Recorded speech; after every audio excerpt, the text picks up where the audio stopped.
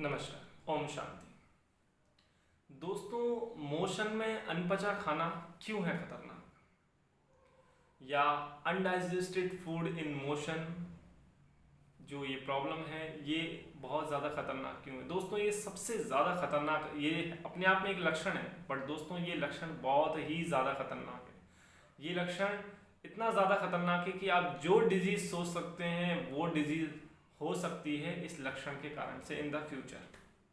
क्यों हो सकती है, हम इसे समझ लेते हैं। दोस्तों, जब मोशन में अनडाइजेस्टेड फूड आ रहा है तो आप समझ लीजिए कि आपका जो डाइजेस्टिव सिस्टम है वो उसे ठीक तरीके से पचा नहीं पा रहा है, इसीलिए वो भोजन अपनी ही शक्ल में आपको मोशन में दिखाई दे रहा है, पहली चीज़। अब जब वो ठीक से भोजन पचेगा नहीं तो वो दोस्तों रस कैसे बनाएगा, क्योंकि हम जानते हैं जो हम भोजन खाते हैं उससे रस, रक्त, मांस, मेद, अस्थि, मज्जा, शुक्र, ये 7 पूरी प्रोसेस होती हैं, और होती दोस्तों वो भोजन और पानी से ही हैं। तो दोस्तों, जब वो भोजन ठीक तरीके से पचा ही नहीं तो वो ठीक तरीके से एब्जॉर्ब भी नहीं होगा, और एब्जॉर्ब नहीं होगा तो बाकी के काम उसके अधूरे रह जाएंगे। तो जब अनडाइजेस्टेड फूड आता है तो दोस्तों ठीक तरीके से रस नहीं बनता, और रस नहीं बनता तो रक्त नहीं बन सकता, और रक्त ना बनने के कारण से आप समझ सकते हैं कि आपको सबसे पहले प्रॉब्लम क्या होने वाली है दोस्तों, हीमोग्लोबिन यानी कि खून की कमी। खून की कमी हो जाएगी। खून के अभाव में ब्लड सर्कुलेशन ठीक से नहीं होगा, क्योंकि खून ही हमारी बॉडी में पर्याप्त नहीं तो सर्कुलेशन ठीक से कैसे होगा। ये तो ठीक वही वाली बात हो गई, जब जमीन में पानी कम होता है तो हम देखते हैं, जब हम मोटर ऑन करते हैं तो हम पाइप में देखते हैं कि एक पूरी धार से पानी नहीं आता, बीच बीच में कट्स कट्स कट्स पानी के जो है वो कट्स बन जाते हैं, थोड़ा आ रहा है फिर रुक रहा है, फिर आ रहा है फिर रुक रहा है, इस तरीके से ब्लड सर्कुलेशन होता है। तो उसके अभाव में क्या होगा, जब इस तरीके से टूटा फूटा ब्लड सर्कुलेशन होगा, ठीक तरह से ब्लड सर्कुलेशन नहीं होगा, तो हमारे जो ग्लैंड्स हैं, जो ऑर्गन्स हैं, उनको जिस समय से जितनी मात्रा में ब्लड की आवश्यकता होगी उन्हें वो नहीं मिलेगा, और वे ठीक तरीके से कार्य नहीं कर पाएंगे। इसके इसके कारण से हमें दोस्तों हमारे बालों का झड़ना, हमारे स्किन का कलर डाउन होना, ये सब खून की कमी के कारण जो है वो मैं आपको बता रहा हूँ। हमारी हड्डियों का खोखला होना या रिकेट्स होना, या हड्डियों का वीक हो जाना, ऑस्टियोआर्थराइटिस, ऑस्टियोपोरोसिस जैसे प्रॉब्लम्स होना। और क्या क्या प्रॉब्लम्स हो सकती हैं दोस्तों, शुगर, क्योंकि हमारे पेनक्रियास को ठीक तरीके से ब्लड नहीं मिलेगा, वो ठीक तरीके से इंसुलिन नहीं बना पाएगा, और इंसुलिन आपके शुगर को कंट्रोल रखती है और वो कंट्रोल नहीं रख पाएगी। थायराइड हो सकती है। थायराइड का जो बेसिक केमिकल होता है वो टीटीए होता है, टायरोसिन अमीनो एसिड। बेसिक जो फूड के कारण जो रस बनता है दोस्तों, उस रस के अभाव में थायराइड को भी ठीक तरीके से वह अपनी क्रिया नहीं कर पाएगी रस रक्त के अभाव में, तो वो भी अपने जो उसके बेसिक केमिकल हैं उसको बनाने में असमर्थ रहेगी, तो वो उसके जो T3 T4 TSH जो हार्मोन्स हैं वो इम्बैलेंस होंगे, जिसके कारण से थायराइड हो सकता है।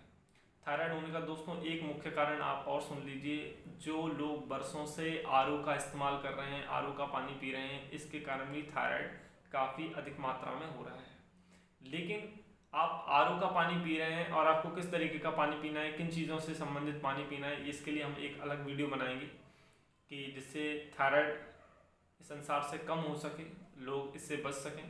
खासकर भारत में तो कम हो सकते हैं, क्योंकि भारत में कई इस तरह के संसाधन हैं जो थायराइड से बचा जा सकता है, बाहर के बारे में इतना हम नहीं कह सकते। तो दोस्तों, ये बड़ी बड़ी बीमारियां आपको हो सकती हैं। और अब इससे क्या होगा, जब रस ही ठीक से नहीं बन रहा है, उसके कारण से रक्त ही ठीक से नहीं बन रहा है, तो दोस्तों इम्यूनिटी कैसे होगी, क्योंकि इम्यूनिटी तो हमें हमारे किस प्रकार का हम भोजन कर रहे हैं, किस प्रकार का वातावरण में हम जी रहे हैं, इसी से तो इम्यूनिटी बनती है। इम्यूनिटी मतलब ही यही होता है। हम एक टॉपिक और बनाएं कि इम्यूनिटी कहते किसे, लोग जानते नहीं व्हाट इज इम्यूनिटी। तो ये जानना जरूरी है कि इम्यूनिटी ऐसा नहीं कि किसी इंजेक्शन से इम्यूनिटी बढ़ती है, ऐसा कुछ है। इम्यूनिटी हमारी अपनी एक प्रणाली है, इस शरीर की एक क्रिया है जो भोजन से, हमारे वातावरण से, हमारे व्यवहार से, हमारे नींद से, हमारे उठने से, हमारे पानी पीने के तरीके से, इन सब से ही मिलकर इम्यूनिटी का निर्माण होता है। तो दोस्तों, इम्यूनिटी कम होगी, इम्यूनिटी कम होगी तो आपको क्या क्या हो सकता है, आपको जल्दी सर्दी खांसी जुकाम हो सकते हैं, आपकी बॉडी हमेशा थकी थकी रहेगी, आपको काम करने में मन नहीं लगेगा, आप हमेशा वीकनेस महसूस करेंगे। तो दोस्तों, अनडाइजेस्टेड फूड आने के बहुत सारे रीज़न होते हैं और बहुत सारे जो है इसके दुष्परिणाम होते हैं। आप जो भी दुष्परिणाम इसके सोच सकते हैं वो दुष्परिणाम होते हैं। इस संसार में जो सबसे खतरनाक दोस्तों जो लक्षण हैं वो 2 लक्षण हैं। एक मोशन से अनडाइजेस्टेड फूड आना और दूसरा दोस्तों कॉन्स्टिपेशन होना। हमें कब्ज नहीं होनी चाहिए और हमें मल से अनपचा खाना नहीं आना चाहिए। ये बहुत ज़्यादा समझने और बहुत ज़्यादा इसके लिए जागरूक होने की हमें आवश्यकता है।